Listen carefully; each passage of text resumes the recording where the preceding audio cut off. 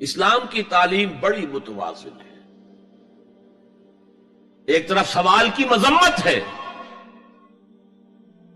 مت اپنا دستے سوال دراز کرو کسی کے سامنے.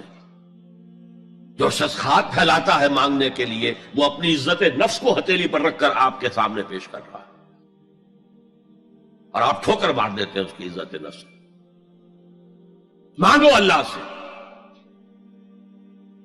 اللہ کسی کے دل میں ڈالے تمہاری ضرورت پوری کر سکتا ہے، بغیر اس کے کہ تم کسی کے سامنے دستے سوال دراز کرو. تو سخت مذمت ہے. اور خاص طور پر بیگری جو ایک انسٹیٹیوشن بن گیا ہے، ایک پیشہ بن گیا ہے، وہ تو اسلام کی تعلیمات کے منافی ہے. اور جس طرح کی ہم خیرات بانٹتے ہیں، 5 روپے کا نوٹ دے رہے ہیں مانگنے والوں کو مسجدوں کے باہر، سمجھ رہے ہم نے حاتم طائی کی خبر کو لات مار دی، حالانکہ حقیقت میں آپ انسٹیٹیوشن آف بیگری کو سپورٹ کر رہے ہیں. کسی ایک کو لے لو، آؤ چلو مجھے اپنا گھر دکھاؤ، مجھے بتاؤ تم واقعی اس قابل ہو یا نہیں ہو، اور پھر اس کی مدد کریں، لمسم کریں. پھر وہ 5 روپے نہیں ایسی دیں کہ وہ کچھ اپنے پاؤں پر کھڑا ہو سکے. میں نے 1 روپیہ نہیں کہا کہ 1 روپیہ تو اب کوئی شے نہیں رہی، لیکن یہ کہ 5 روپے کا نوٹ بھی آپ نے تقسیم کرنے شروع کر دیے، یہ کیا ہے؟ وَالسَّائِلِينَ وَفِي الرِّقَابِ. لیکن دوسری طرف سائل کو جھڑکنا نہیں ہے. اما السائل فلا تنہر، جھڑکو نہیں. اچھا بھائی نہیں، معاف کرو میرے پاس اس وقت آپ کی مدد کے لیے کچھ نہیں ہے، میں کچھ نہیں کر سکتا. تو ان دونوں کے درمیان اصل میں معاملہ ہونا چاہیے. بلکہ یہاں تک بھی فرمایا سائل کو ضرور دو، چاہے وہ گھوڑے پر سوار ہو کر تمہارے دروازے پہ آیا. کیا پتا اس کی واقعی الجھن کیا ہے.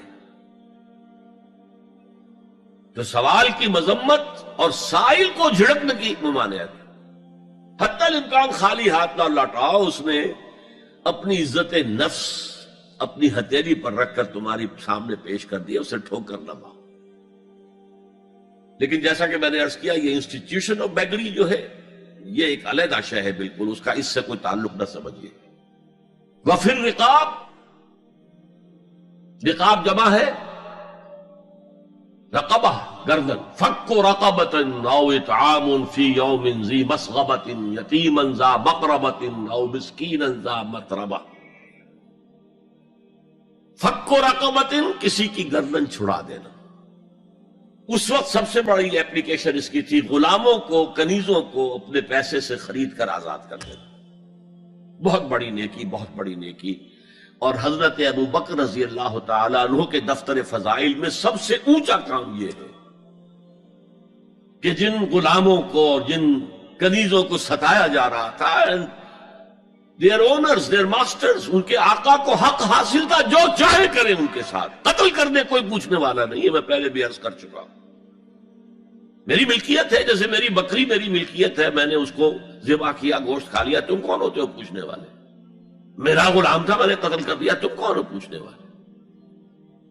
ان کو حضرت ابو بکر نے خرید کر آزاد کیا اور منہ مانگے دام دیے. حضرت بلال کے لیے امیہ ابن خلف نے اتنی بڑی رقم مانگی، حضرت ابو بکر کا ٹھیک ہے لو.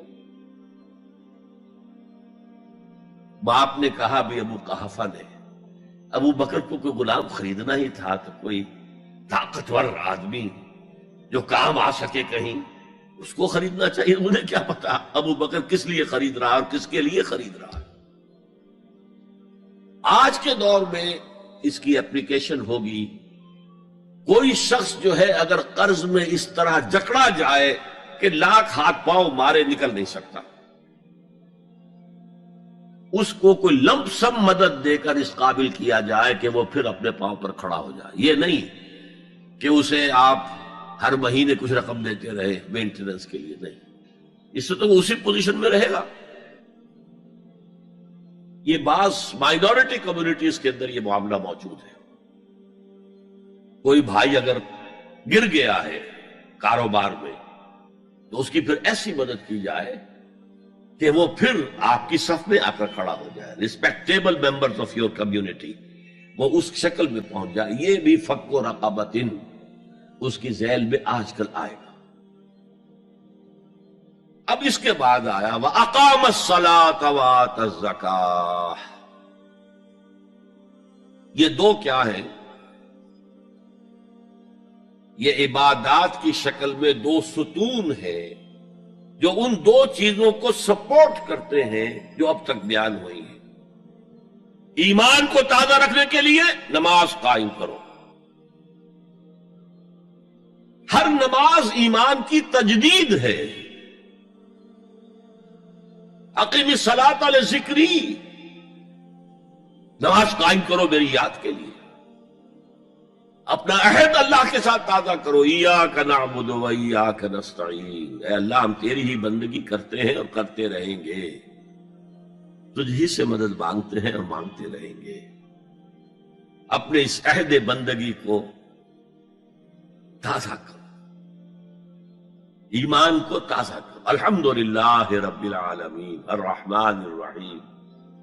ایمان باللہ تازہ ہوا نا. مالک یوم الدین، ایمان بالآخرہ تازہ ہو گیا. یہ ہے ایمان کو قائم رکھنے کے لیے، نیکی کی اس روح کو برقرار رکھنے کے لیے اللہ تعالی کی طرف سے یہ ستون ہے. الصلاۃ عماد الدین، دین کا ستون ہے یہ نماز. اس بحث میں اس کا مقصد کیا ہے وہ میں نے بیان کر دیا. بعد میں کیوں آ رہا ہے؟ یعنی کہ اصل شے ہے ایمان، اور ایمان کو سپورٹ کرنے والا ستون ہے نماز. عملی نیکی میں اصل شے ہے ہمدردی، ہمدردی میں مال خرچ کرنا، اور اس کے لیے ستون ہے زکوٰۃ. کم سے کم یہ 2.5% تو نکالو، بوتل کا کارک تو کھل جائے، پھر اور بھی دو اور بھی دو اور بھی دو. یہ تو obligatory ہے، یہ تو فرض ہے، یہ تو لازم ہے. لیکن مقصد کیا ہے؟ اس کو جو سمجھ لیا بس یہی زکوٰۃ ہی ہمارے ذمے میں ہے، وہ بڑے مغالطے میں. حضور نے فرمایا صلی اللہ علیہ وسلم ان فی المال حقا سوى الزکوٰۃ. اے مسلمانوں یہ نہ سمجھنا کہ بس زکوٰۃ ادا کر دی تو تمہارے مال کا سارا حق ادا ہو گیا. ان فی المال حقا سوى الزکوٰۃ، تمہارے اموال میں حق ہے اللہ کا زکوٰۃ کے علاوہ بھی. اور پھر آپ نے یہ آیت پڑھی وَآتَ الْمَالَ عَلَىٰ حُبِّهِ ذَوِي الْقُرْبَىٰ وَالْيَتَامَىٰ وَالْمَسَاكِينَ وَابْنَ السَّبِيلِ وَالسَّائِلِينَ وَفِي الرِّقَابِ وَأَقَامَ الصَّلَاةَ وَآتَى الزَّكَاةَ. یہاں آتَ الزَّكَاةَ تو ہے ہی ہے، اس سے پہلے جو آ رہا ہے یہ سرپلس ہے، اس سے آگے کی بات ہے، یہ ایڈیشنل ہے. اسی لیے جب انفقوا انفقوا انفقوا انفقوا انفقوا کی جو تکرار ہوتی ہے قرآن مجید میں، تو ایک جگہ پھر سوال کیا صحابہ نے کتنا خرچ کرے حضور؟ فرمایا قل العفو، کہہ دو جو بھی ضرورت سے زائد دے ڈالو. Don't accumulate, don't retain any thing.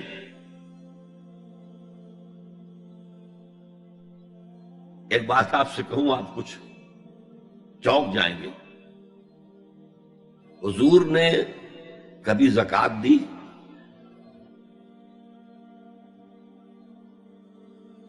کبھی نصاب کے بقدر پیسہ آپ کے پاس جمع ہوا کہ آپ پر زکوٰۃ واجب ہوتی؟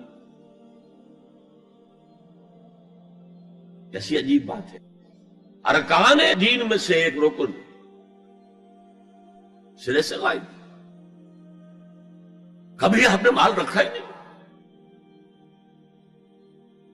حضور کا اسوہ ہم جانتے ہیں، مسواک کر لی ہے، پانچے جو ہے ٹخنے سے اوپر کر لیے ہیں، یہ اسوہ ہے. ہاں ہے، یہ بھی ہے، ٹھیک ہے، سنت ہے.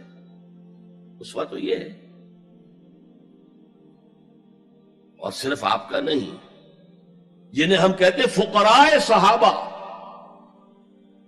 ابو ہریرہ، ابو ذر،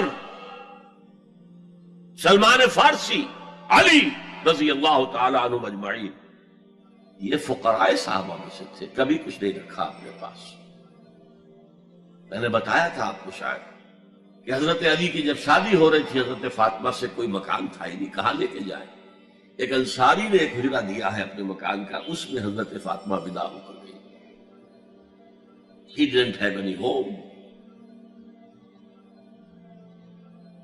ابو ذر وہ تو دوسری انتہا کو چلے گئے تھے.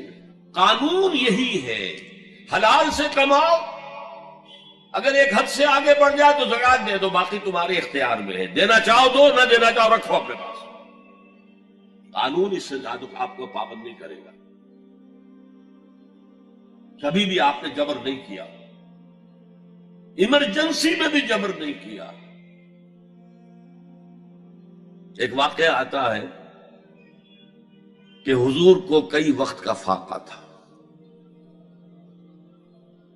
تھوڑی دیر کے بعد حضرت ابو بکر آئے، آپ نے چہرے سے پہچان لیا کہ فاقے سے.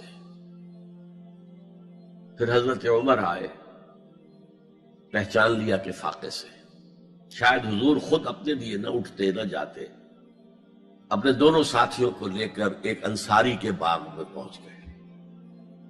انصاری کی عید ہو گئی، فوراً لا کر اس نے کچھ کھجوریں کچھ انگوروں کے گوشے رکھے. اس کے بعد وہ دوڑا چھری لے کر کسی جانور کو ذبح کرنے کے لیے. یہ ساری تفصیلیں میں کیا بتا رہا ہوں. مال یہ نہیں تھا کہ مدینے میں سبھی فاقے سے تھے، موجود تھے جن کے پاس مال تھا، لیکن جبرن آپ نے کسی سے کچھ نہیں لیا. جب وہ چھری لے کر چلا، فرمایا دیکھنا کسی دودھ والے جانور کو نہ ذبح کرنا. بہرحال کچھ دیر کے بعد وہ گوشت پکا کر لایا، روٹیاں رکھی. اس کے بعد حضور نے ایک روٹی پر چند بوٹیاں رکھ کر کہا یہ عائشہ کو دے آؤ، اسے بھی کئی وقت کا فاقہ ہے. اور پھر حضرت عمر کی طرف رخ کر کے کہا عمر یہ ہے وہ نعمتیں جس کا حساب دینا پڑے گا اللہ کے ہاں. وَأَمَّا بِنِعْمَةِ رَبِّكَ فَحَدِّثْ، اور یہ جو فرمایا گیا الہاکم التکاثر میں نعمتوں کا حساب لیا جائے. وَلَا تُسْأَلُنَّ يَوْمَئِذٍ عَنِ النَّعِيمِ، فرمایا یہ نعمتیں ہیں. یہ ہے اصل میں انفاق کا معاملہ، آپ کے اس پر چھوڑ دیا گیا ہے. جتنا بھی آپ میں جذبہ ہے، جتنا بھی آخرت کا یقین ہے، اتنا ہی آپ پسند کریں گے کہ آخرت کے بینک میں جمع کرائیں، یہاں کے بینکوں میں کیوں جمع کرائیں. یہاں کتنا دے دیں گے آپ کو؟ 10%، 20%. وہاں 700% ملتا ہے. 700% نہیں، 7,000، 700 گنا. Why to keep it in these banks؟ حضرت مسیح کا جو پہاڑی کا واس بہت مشہور ہے، سرمن آف دا ماؤنٹ، بڑے پیارے الفاظ ہیں. میں آپ سے اپنا تاثر عرض کیے بغیر نہیں رہ سکتا. جہاں تک مواعظ کا تعلق ہے، جو حضرت مسیح کے مواعظ آئے ہیں ان سے اونچے واعظ کوئی ممکن نہیں. اسی میں یہ جملہ بھی ہے، دیکھو اپنا مال زمین پر جمع نہ کرو، جہاں چوری بھی ہوتی ہے ڈاکہ بھی پڑتا ہے، کیڑا بھی خراب کرتا ہے. آسمان پر جمع کرو جہاں نہ چوری کا اندیشہ، نہ ڈاکے کا خوف، نہ کیڑا خراب کر سکے. اس لیے کہ میں تم سے سچ کہتا ہوں کہ جہاں تمہارا مال ہوگا وہیں تمہارا دل ہوگا. مال یہاں ہوگا تو دل اٹکا ہوا ہوگا، اور فرشتے اس طرح گھسیٹ کر کھینچیں گے آپ کی جان کو جیسے کہ سیخ پر سے کباب کھینچا جاتا ہے. اور اگر دل وہاں لگا ہوا ہے جس کے لاکھوں کروڑوں ڈالر سوئس بینکس میں جمع ہیں، اسے کہا جائے نکل جاؤ پاکستان سے، اسے کوئی تکلیف ہوگی؟ نکل جاؤ فلاں ملک سے، ملک بدل کرتے تو کیا تکلیف؟ میرے بینک کے اندر پیسے ہیں. البتہ جس کا باہر کچھ نہ ہو، اسے اگر یہ دی جائے سزا تو اس کی تو جان پر بن جائے گی. ورفعنا لك ذکر ورفعنا لك ذکر، تیری خوشبو میری چادر، تیرے تیوے میرا زیور، تیری خوشبو میری چادر، تیرے تیوے میرا زیور، تیرا شیوا میرا مسئلہ. ورفعنا کا ذکر